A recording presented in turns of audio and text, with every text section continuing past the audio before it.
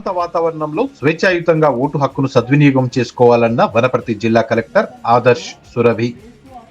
మొదటి విడత ఎన్నికల్లో భాగంగా వనపర్తి జిల్లాలో 5 మండలాల్లో ఎన్నికలకు సర్వం సిద్ధం చేసినట్లు తెలిపారు.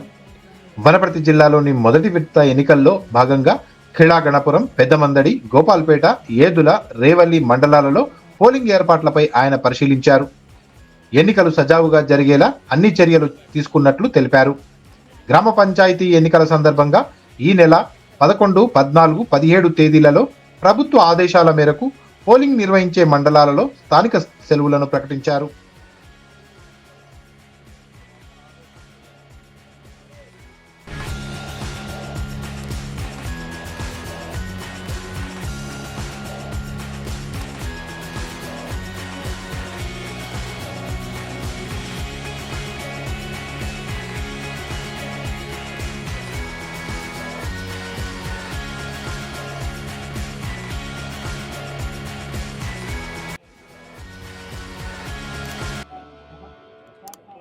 Distinction mark